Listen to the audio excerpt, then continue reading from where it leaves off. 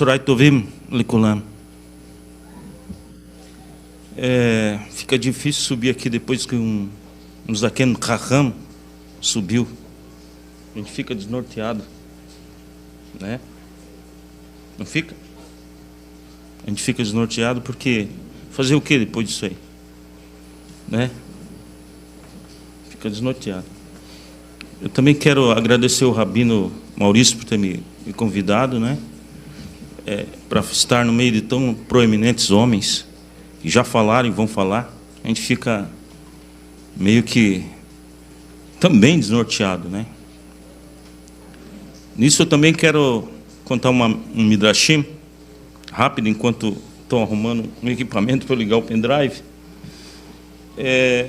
Que um rabino, há muito tempo atrás, não tão muito tempo atrás, ele estava indo para a sinagoga e, andando de a pé, no caminho, passou um membro da sinagoga e pediu uma carona. E deu uma carona para ele, ofereceu uma carona para ele. O rabino olhou, ele saiu do carro, abriu a porta para o rabino, um rabino muito proeminente. Abriu a porta para o rabino entrar, o rabino sentou. Quando sentou, o rabino sentou, segurando a parte do carro assim. O membro da sinagoga fechou a porta na mão do rabino. O rabino puxou a mão rápido, que o motorista nem percebeu. O rabino chegou na sinagoga com muita dor na mão, mas muita dor na mão. O rabino fez o serviço da Torá inteirinho, sem reclamar, sem falar uma palavra. No final do serviço, todos foram embora, ficaram os membros mais próximos do rabino. O rabino falou: me leva para o pronto-socorro. Preciso arrumar minha mão. Quebrou alguns dedos. Quem foi, rabino? Não, a carona que eu peguei. Por que o senhor não falou no serviço? Nós tínhamos conversado. Não. Como é que eu vou fazer isso no serviço da Torá para uma pessoa que me deu carona, um membro da sinagoga? O que iria acontecer com a fé desse homem se eu reclamasse da minha mão? Então eu vejo uma grande sabedoria, e eu vejo essa sabedoria no Rabino Maurício. Uma pessoa que alguém fecha a porta na mão dele, ele não vai reclamar, porque ele não quer perder almas. Não quer perder almas. E eu vejo também naquele homem ali, naquele Zaken ali, que acabou de falar. Isso é maravilhoso, gente. É maravilhoso porque nos dias de hoje está muito difícil e ver alguém dar a sua própria vida, né? Dar a sua própria vida para salvar almas. Nós vemos muitos mercenários hoje, mas pessoas como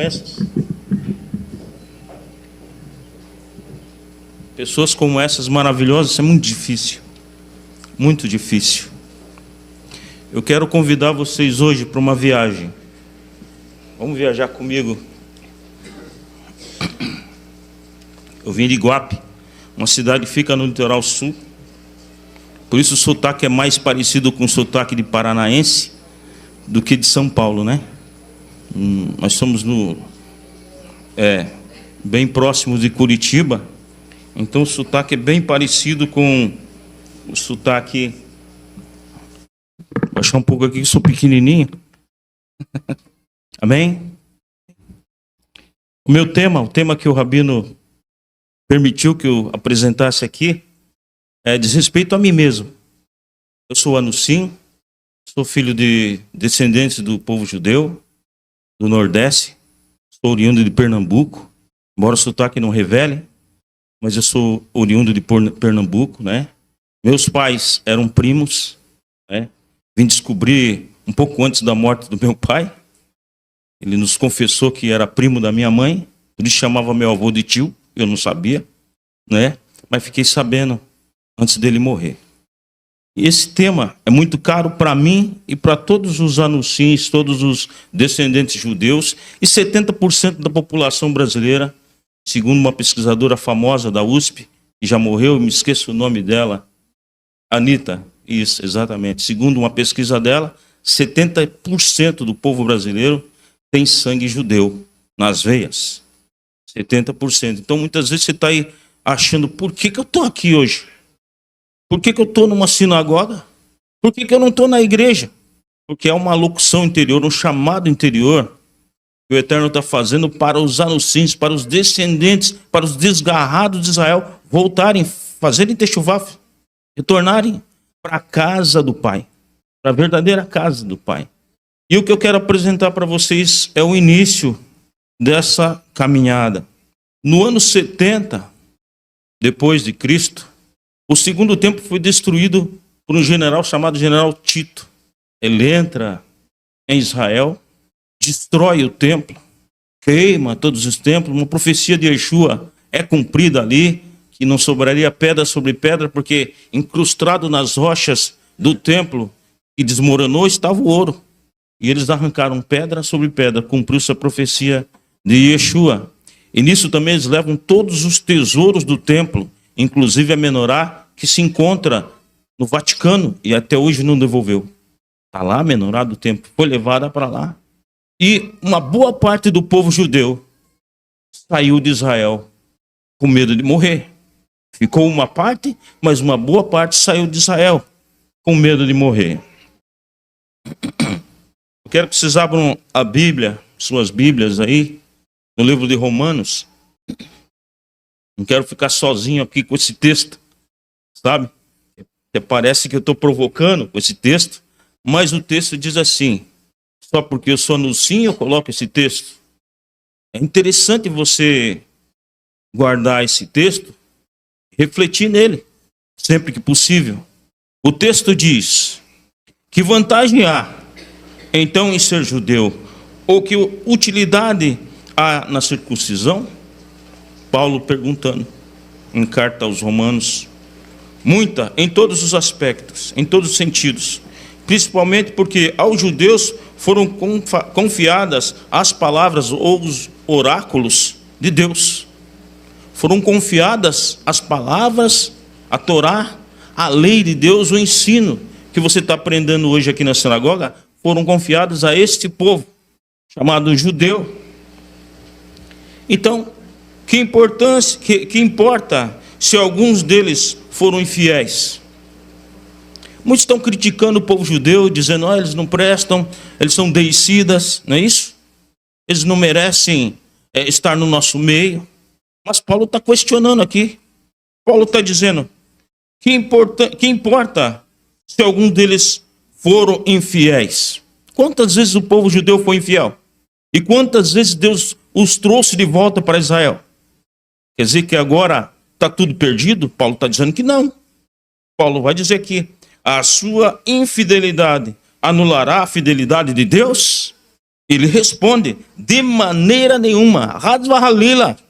De maneira nenhuma. Seja Deus verdadeiro e todo homem mentiroso. Então aqueles que dizem que os judeus estão fora da palavra de Deus, Paulo está contestando isso aqui. Paulo está dizendo que não. Vocês são mentirosos. Vocês são mentirosos. Seja Deus verdadeiro e todo homem mentiroso, como está escrito. De modo que são justas as tuas palavras e prevaleces quando julgas. Quem julga? Deus. Deus é que julga. Deus é que julga o homem. Quando o povo saiu de Israel, deixou uma parte. E essa parte que ficou em Israel, ela levantou uma outra revolução, uma terceira guerra judaico-romana, também chamada de revolta de Bar Kokhba. Alguém já ouviu falar, não? A revolta de Bar Kokhba foi uma rebelião de judeus contra o Império Romano que explodiu na Judéia em 132 depois de Cristo. Bar Kokhba tinha como como Rabino Akiva, que o levantou como Mashiach. Até hoje, ainda tem judeu que acredita que ele é o Messias lá em Israel. E ninguém reclama. Até hoje tem. E houve essa revolta, teve uma grande batalha. Bar Kokhba levantou 4 legiões para enfrentar Roma. E Roma, depois de muitas batalhas, não conseguindo vencer essas 4 legiões, mandou 12 legiões.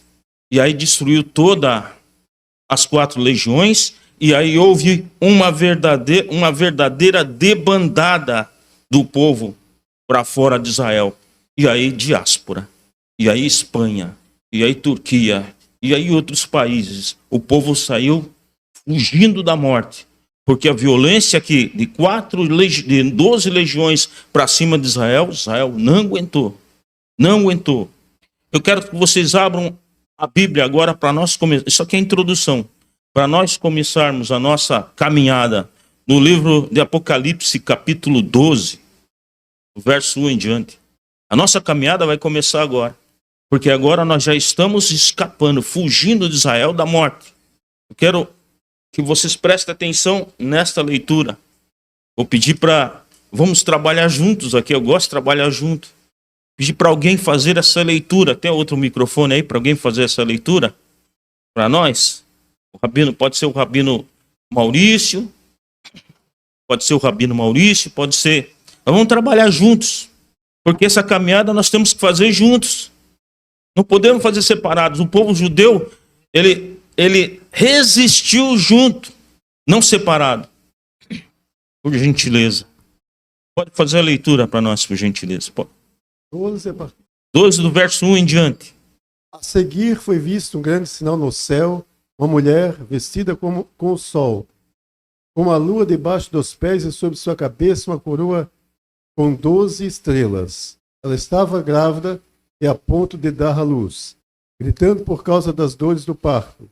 Outro sinal foi visto no céu, um enorme dragão vermelho com 7 cabeças e 10 chifres, tendo sobre as cabeças 7 coroas reais.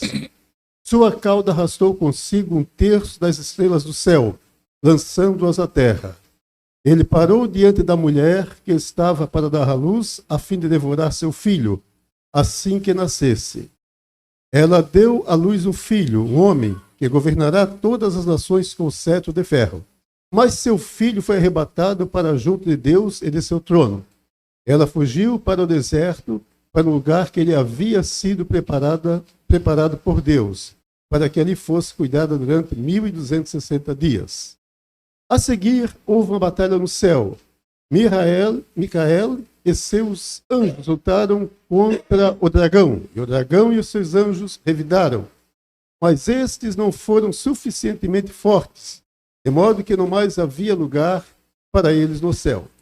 O grande dragão foi expulso, ele é a antiga serpente, também conhecido por Diabo e Satã, o adversário, o enganador do mundo todo. Ele e seus anjos foram lançados à terra.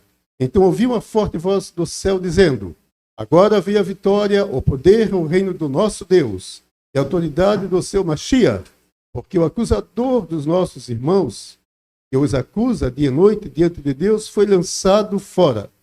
Eles o venceram por causa do sangue do Cordeiro e por causa da mensagem de seu testemunho, mesmo diante da morte. Não se apegaram à vida. Portanto, regozijem-se os céus e os que nele habitam, mas ai de vocês, terra e mar, porque o adversário desceu até vocês. Ele está muito irado por saber que seu tempo é curto. Amém. Até aí, por gente, só aguarda um minutinho. Amém? Mais ou menos se começaram a ter uma ideia, uma noção do que vai ser falado aqui, né? Essa diáspora e essa mulher com 12 estrelas sobre a cabeça, 12 estrelas sobre a cabeça, a lua debaixo dos seus pés. Qual é o único país que tem o seu calendário regido pela lua? Qual é o único país que tem 12 tribos, também chamadas de 12 estrelas? Quem é essa mulher que está fugindo? Israel. Israel está fugindo. O povo fugiu depois de 130 na rebelião de Akiva, na rebelião que forçou a diáspora O povo resistiu, como vocês viram, resistiu. Micael resistiu, mas não conseguiu êxito. O povo fugiu. Olha aqui, ó. Quando o dragão viu que havia sido lançado à terra, começou a perseguição à mulher, que dera à luz um filho. Israel deu um filho. O nome dele é Yeshua. O nome dele é Yeshua, príncipe da paz. Sar Shalom, príncipe da paz. Então, a perseguição é porque Israel tinha dado um filho. E quem fugiu de Israel? Judeus tradicionais, judeus messiânicos, todos. Não tinha uma discriminação lá, não, dizendo assim, olha, você é judeu messiânico, você não precisa fugir daqui. É só o judeu tradicional, como fazem hoje. Todo aquele chamado de judeu Yudim fugiu de Israel, era considerado um criminoso. Um criminoso. Então começa a perseguição. O povo foge para vários países, para vários lugares, tentando escapar desse demônio, dessas trevas. Olha o que diz o verso 4. O verso 4. Leia para nós o verso 4, por gentileza. É o verso 4. Sua cauda arrastou consigo um terço das estrelas do céu, lançando-as à terra. Ele parou diante da mulher que estava para dar à luz, a fim de devorar seu filho, assim que nascesse. Foram dadas? Foram dadas.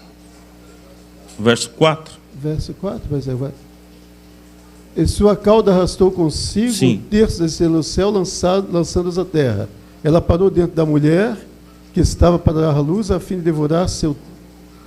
Na verdade é verso 14, né? Verso 14. Faltou 14? Um número aqui. Isso. Verso 14. Mas a mulher recebeu o par de asas de grande águia, para que pudesse voar ao seu lugar no deserto, onde será sustentada durante uma estação, 2 estações e meia estação. Amém. Até aí. Quando você olha para as naus portuguesas, sem motor, você observa que ela é movida a vento, né? E parece que essas velas não parecem asas, são movidas a vento. O côndor, ele não bate as asas, ele flutua as correntes do ar, não é isso?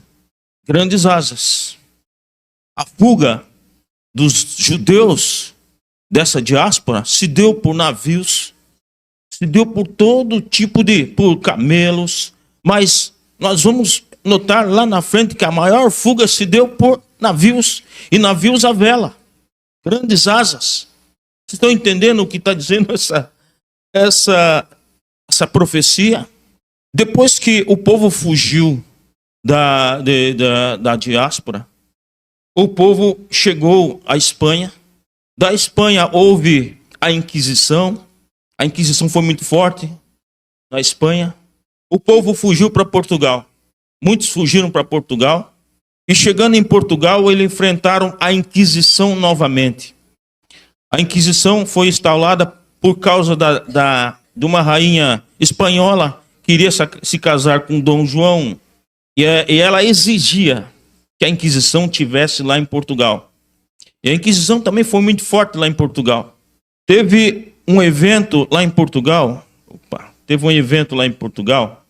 chamado o episódio da povoação da ilha de São Tomé, em 1493. Alguém já ouviu falar? Poucos já ouviram falar, porque pouco foi escrito sobre isso.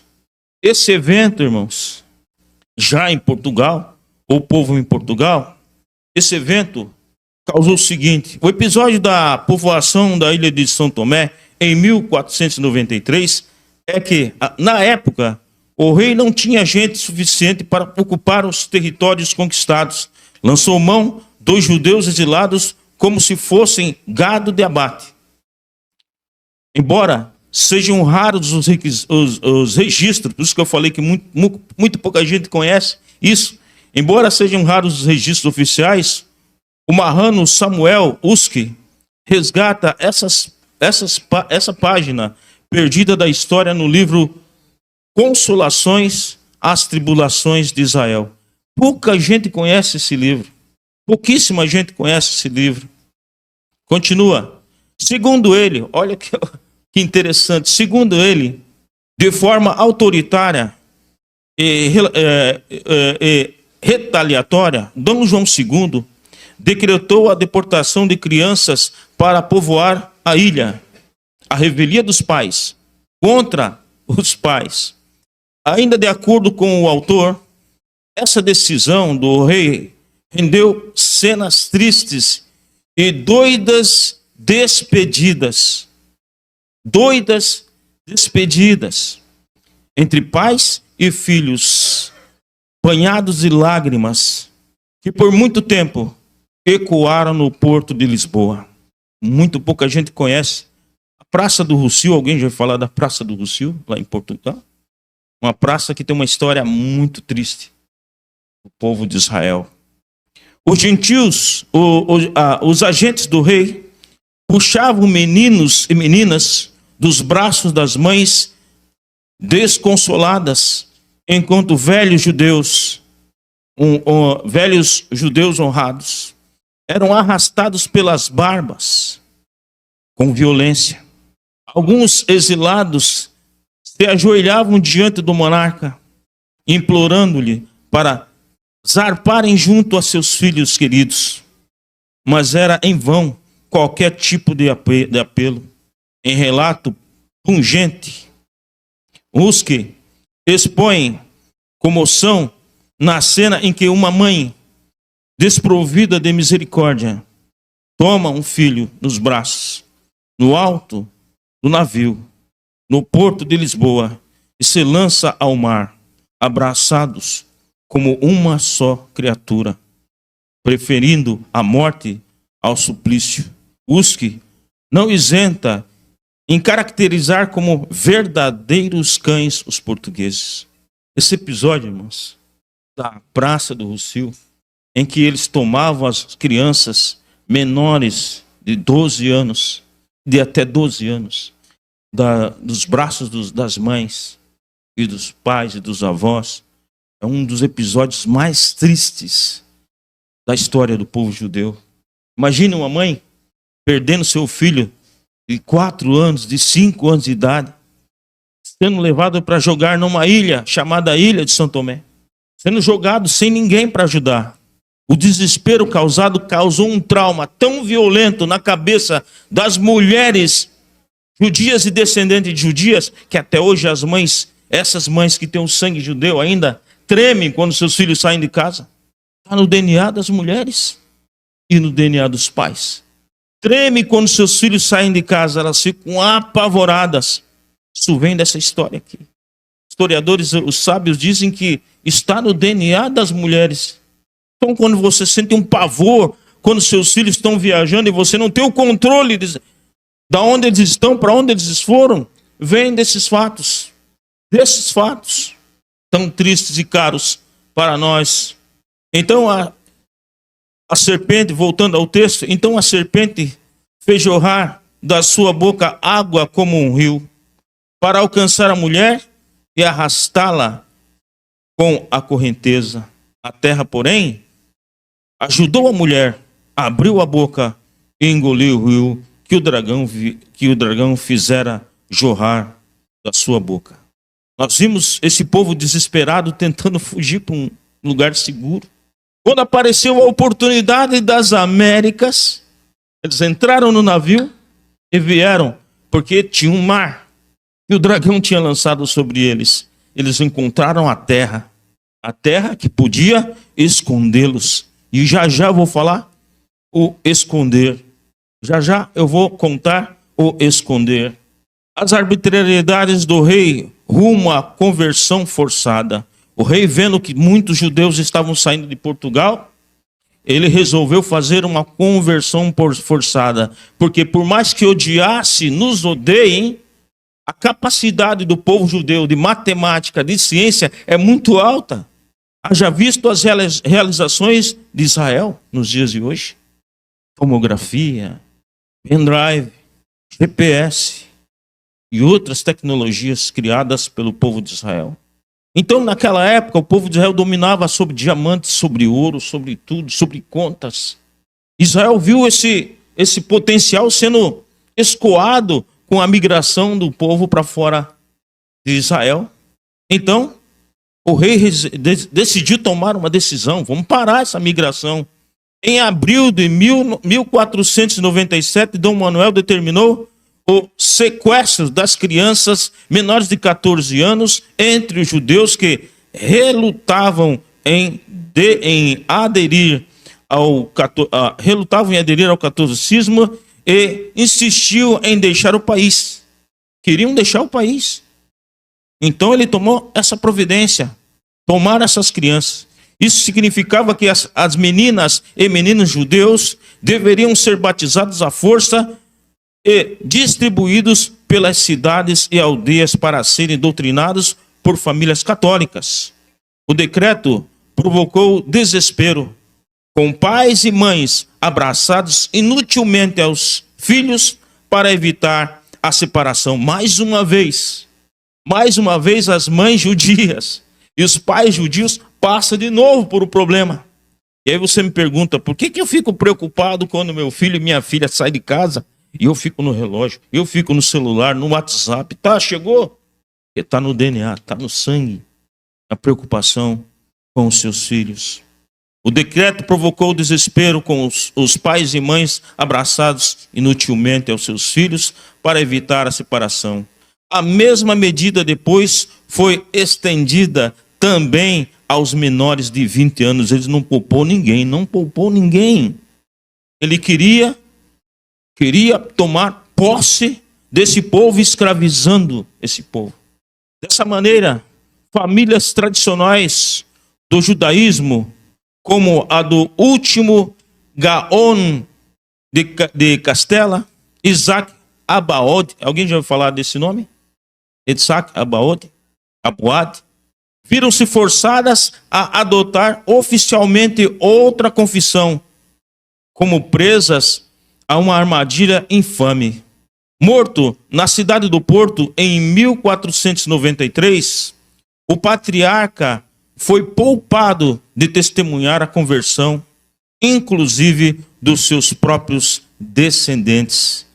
Ele foi, antes de morrer, depois da morte dele, os filhos e netos, coisa que ele não queria ver, foram forçados a ser convertidos por causa desse texto que nós vimos antes.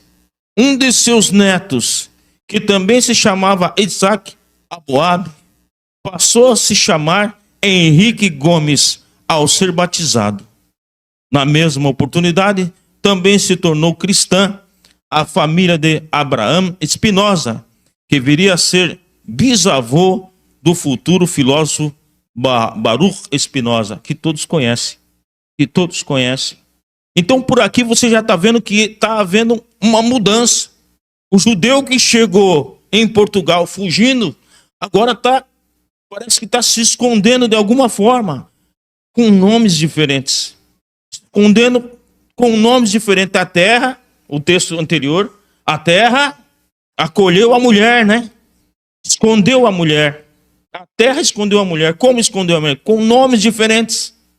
Agora o judeu é difícil de localizar. O nome não é Isaac, não Jacob, agora é José Antônio Pereira da Silva, Coelho. São nomes que te escondem do que da perseguição.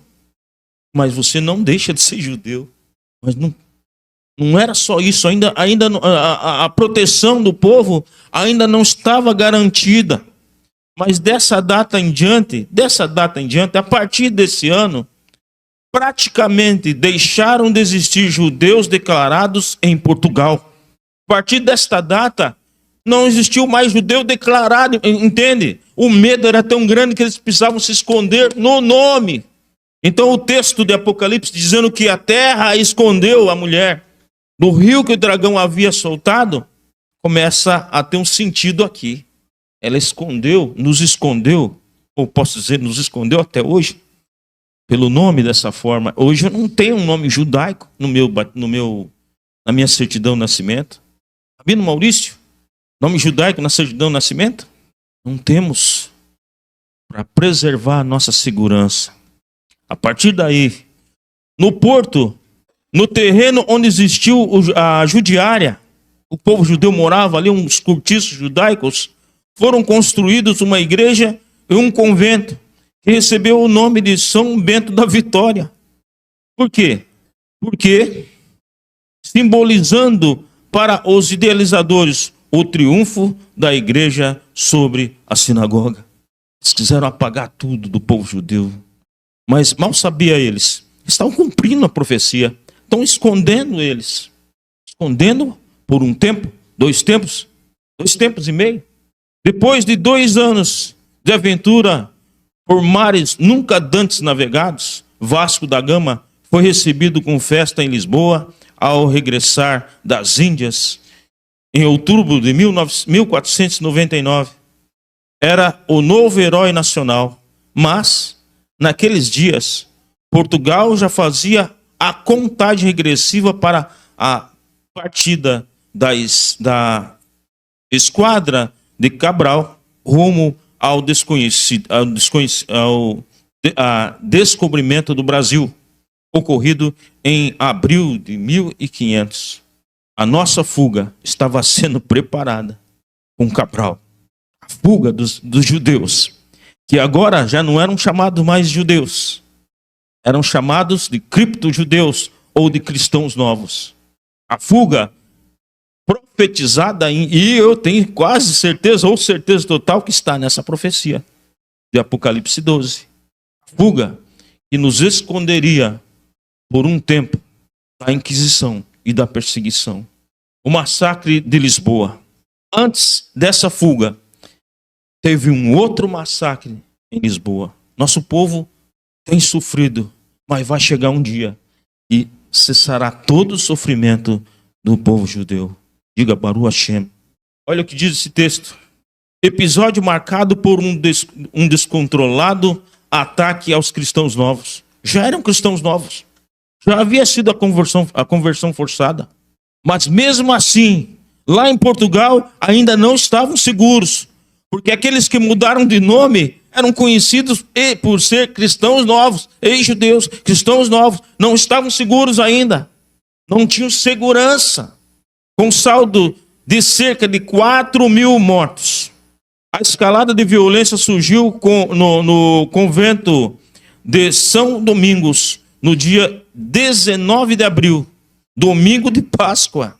Durante a cerimônia em que os católicos rezavam pelo fim da seca e da peste, alastrando-se pela cidade com a velocidade de um raio, assim como a deportação de crianças para São Tomé, aquela deportação que eu falei anteriormente, o massacre de Lisboa também não ganhou espaço nos livros de história, por isso que você não vê ninguém falar sobre isso, como um capítulo excluído da memória portuguesa. Entre os raros historiadores que escreveram sobre o assunto, destacam-se Alexandre Herculano, Oliveira Martins, Samuel Usque e Damião de Góes. Este, com a vantagem de ser o cronista da coroa, esse tinha muito mais conhecimento do que todos, porque ele era o cronista da coroa. Então os fatos narrados por ele são fidedignos. Os fatos narrados por eles são verdades. E os fatos narrados por ele, segundo o cronista, na crônica de Feliciano, rei Dom Manuel da gloriosa memória, Damião de Góes descreve a insurgência de uma turba de maus homens e de frades que, sem temor a Deus, a qual se juntaram cerca de 1.000 pessoas. Segundo ele, tudo começou quando um devoto afirmou ter visto brilhar um crucifixo ao lado da imagem de Cristo, o que foi saudado como um milagre. Embora não fosse uma convicção unânime, Entre os que discordavam, um cristão novo ousou afirmar que vira apenas uma candeia acesa ao lado da imagem de Jesus, mas nada de sobrenatural. Tal afirmação bastou para que alguns homens de baixo conhecimento, tudo começa com aqueles que têm menos conhecimento da palavra, a perseguição. De baixo conhecimento, aqueles que não buscam o conhecimento da palavra. Simplesmente ouvi dizer, simplesmente é isso. E pronto, acabou. De baixo conhecimento, então não tinha muito conhecimento da palavra de Deus.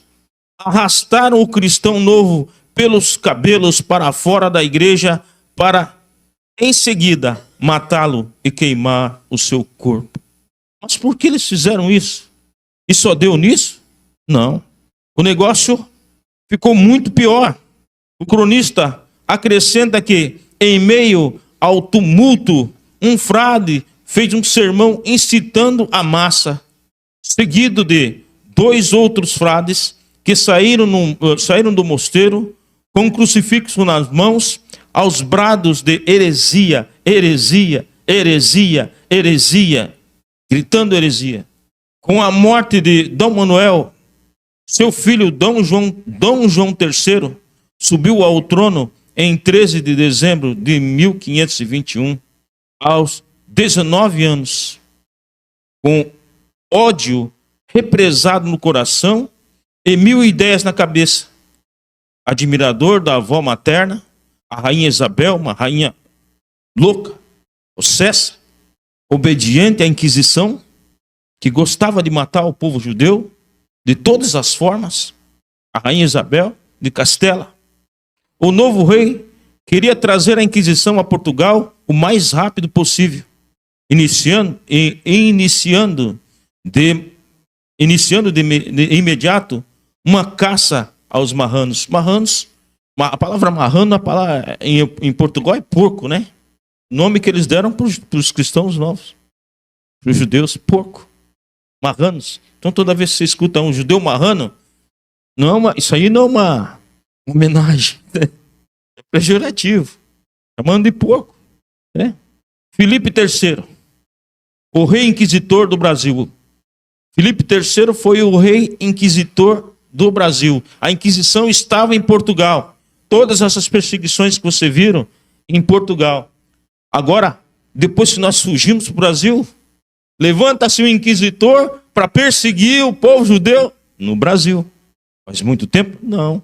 Assim, em 1618, ele ordenou a visitação do Tribunal do Santo Ofício ao Brasil e instalou a corte de Portugal para acompanhar de perto as diligências. Foi instaurada uma inquisição no Brasil, já que já tinham massacrado quase todo mundo lá em Portugal, agora tinha que pegar o povo judeu do Brasil. Você veja que essa perseguição, mesmo aqui no Brasil, ela precisava de uma outra proteção. E aí vai entrar eu, vai entrar você, porque o judeu tem uma característica física, e não é a minha, muitas vezes não é a sua, mas precisava mudar essa característica física para você não ser identificado. Então, poxa, mas você é escuro, o judeu é moreno, como meu pai era moreno, claro, mas você é escuro, você é japonês, você é indiano, você é chinês. Hoje você encontra judeu chinês, judeu japonês, judeu indiano, judeu africano, judeu de todo tipo. Se misturou, ninguém sabe quem é judeu mais. A proteção então está completa. A terra agora protege realmente o povo judeu. Porque ninguém sabe quem é judeu mais. Ninguém sabe quem é judeu mais. Os conflitos psicológicos, porém, corroeram a consciência do rei com ele tinha uma maldição, uma certa maldição hereditária que ele recebeu do pai, também por perseguir o povo judeu, como uma angústia hereditária. A exemplo do pai, ao morrer aos 43 anos, também ele classificou a vida como um fardo para os poderosos. Em suas derradeiras palavras, Filipe III pediu para que fosse difundida no reino a ideia de que a morte de nada serve o título de rei, a não ser para sentir-se maior tormenta de o haver sido, porque eles perseguiram o povo judeu. Isso sai caro, viu? Para cada perseguidor. Quero deixar bem claro, para cada perseguidor do povo judeu, vai sair caro, vai sair caro. Mas aí a gente precisava, Deus precisava começar a purificar o seu povo que estava impuro, estava misturado. E ele começa como? O primeiro contrato de abate kasher começa pela purificação interior, a alimentação. Não é isso? Então Deus levanta o primeiro contrato de abate kasher, alimentação judia. Precisava estar em vigor para começar então a surgir nós aparecermos novamente, os anuncins aparecermos novamente. O primeiro contrato de abate kasher, na data de 1610, por exemplo, o primeiro contrato de abate kasher, ou seja, em obediência às leis judaicas, segundo as quais somente uma pessoa treinada está apta a preparar a carne, também nesse período foi construído o primeiro cemitério judaico, apesar dos protestos dos radicais da Igreja Reformada. Então, Deus agora começa a chamar de volta os seus que estavam escondidos pela cor da pele, pelos nomes, pelas regiões onde moram. Deus começa a convocá-los novamente. E convocando, Deus começa a limpá-los, colocando a kasherut em vigor. Por isso que você tem aqui alimentação kasher. E é ensinado aqui alimentação kasher na sua casa. Chorreto está aí para trabalhar. A lei foi dessa época, 1610. 1610.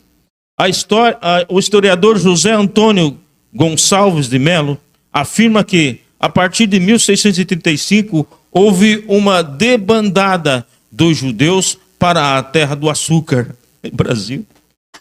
Aí você pergunta, será que tem judeu aqui no Brasil? E tem.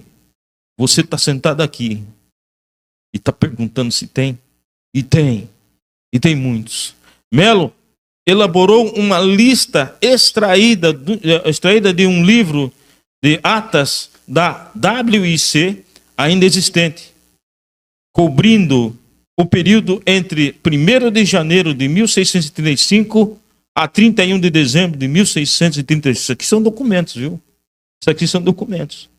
Então, todos vocês, todos nós que estamos aqui na sinagoga, perguntando o que estamos fazendo numa sinagoga no dia de Shabat, em vez de estarmos num culto evangélico, todo esse chamado, essa locução interior, que foi chamado do coração, não veio à toa. Não veio à toa. Você foi chamado a acordar, a fazer techuvá, porque esse tempo que você estava dormindo era para sua proteção, é para que você não morresse, para que a sua posteridade alcançasse o Olam Rabá, os dias vindouros. Os judeus estiveram no Brasil desde o descobrimento. Sejam movidos pela aventura, pela chance de negócio ou pela fuga da Inquisição. Desde os tempos do descobrimento estão aqui. E vocês estão aqui. Desde o tempo do descobrimento. Já em 1577, as atividades dos cristãos novos no comércio eram tão intensas, elas eram tão intensas, que o então regente de Portugal, Dom Henrique, proibiu o embarque de conversos para a colônia. Tinha muito judeu aqui no Brasil, muito judeu. Mas o medo de Portugal é que praticassem o judaísmo aqui, não de Portugal, mas da Inquisição. Não vou chamar o nome, não vou dizer nome de igreja aqui, mas a Inquisição, você sabe de onde veio a Inquisição. No final do século XVI, por ocasião da primeira visitação do Santo Ofício ao Brasil, Santo Ofício, tem alguma coisa de santo nisso? Santo Ofício ao Brasil, entre 1593 a 1595, era já considerável o número de cristãos novos e criptojudeus em Pernambuco, lá de onde eu venho. considerável, quer dizer que tinha muita gente, o que significava trabalho para a Inquisição. Trabalho para perseguir, para localizar, porque estava difícil localizar pelo nome e pela mistura de raças. Muito difícil, então precisava de investigadores para saber quem é quem. Será que ele é descendente? Tenho dúvida, o nome não bate. A cor da pele não está batendo. Como é que a gente vai descobrir? Pela prática. Se ele estiver praticando, pela prática. Se ele tiver com uma estrela de Davi na casa dele, está judaizando. Vamos matar ele. Vamos mandar para Portugal. Uma das vítimas dos inquisitores foi Bento Teixeira, autor de Prosopopeia, a primeira obra poética produzida no Brasil a ser impressa em forma de livro. O primeiro poeta do Brasil foi morto pela Inquisição. Prosopopeia, a obra poética dele. E como em Amsterdã, os judeus concentraram suas atividades na região do Porto do Recife, em Pernambuco, onde o mercador Duarte Saraiva comprou um terreno que se alongava em direção a Olinda.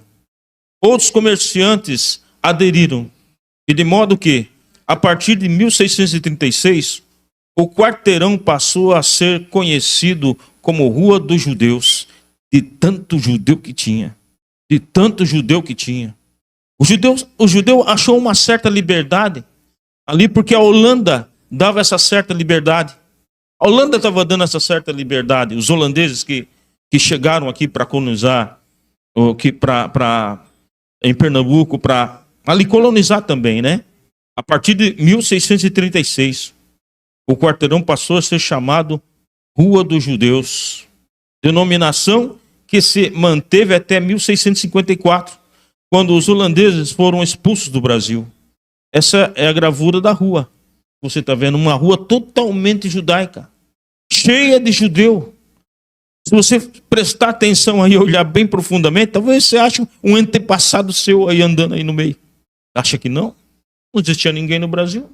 Os maiores povos aqui eram Pernambuco, Bahia, não é isso? Já vou mostrar.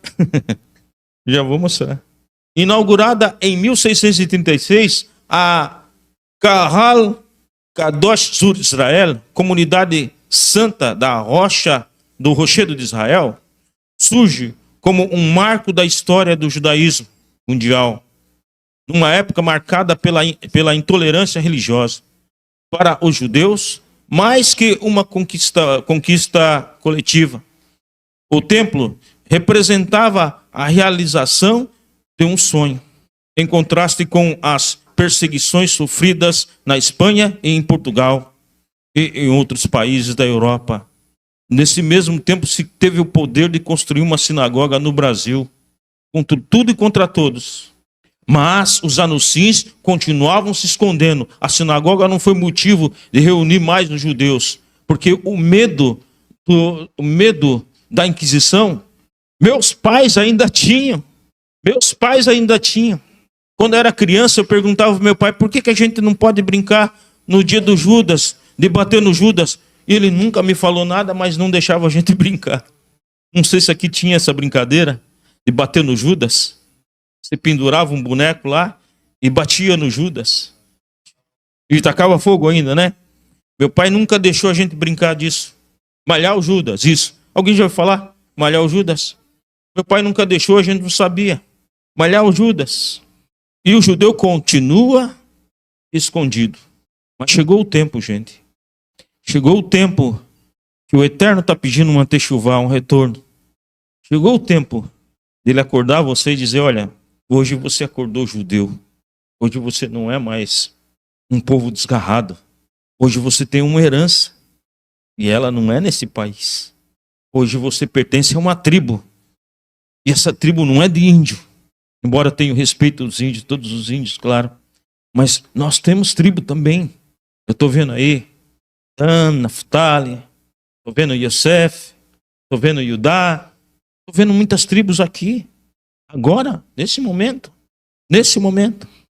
Esse é o interior da sinagoga. Primeira sinagoga da América Latina. Zor Israel. Linda essa sinagoga. Terra dos meus pais. Sob o domínio holandês, a população judaica cresceu rapidamente, concentrando-se no Recife, na Paraíba, Rio Grande do Norte e, em menor escala, em Itamaracá e outras localidades.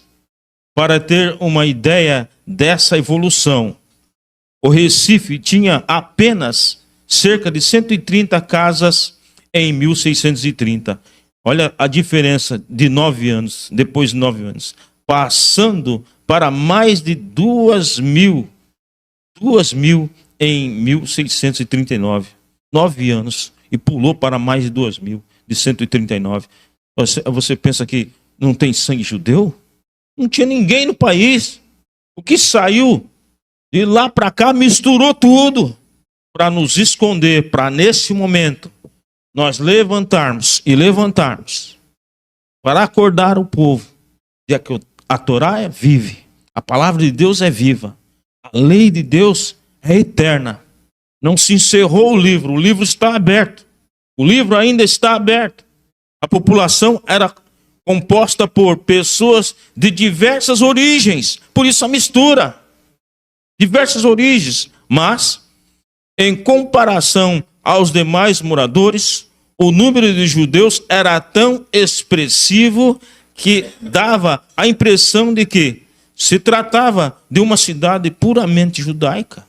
E nessa miscigenação, mistura toda, Deus constituiu um povo. Esse povo chama-se Brasil. E esse Brasil, em nome de Yeshua, não vai ser tomado pelo adversário, porque existe uma promessa para esse povo. Esse povo é Yudim, é judeu, é um povo forte, gente. É um povo que não se entrega, não se dobra. Meu tempo está passando, eu sei, Abino, já está quase, está no horário. E eu termino aqui fazendo essa pergunta para o Rabino, para você. Estamos em evidência novamente, mas por que agora? E por qual propósito estarmos em evidência? Eu encerro aqui fazendo essa pergunta para você. Você vai se perguntar, por que você está aqui? Qual o propósito? Olha, Deus nos colocou nessa posição e tem um propósito. Amém? Deus abençoe a todos. Baruch Hashem. Bendito Deus.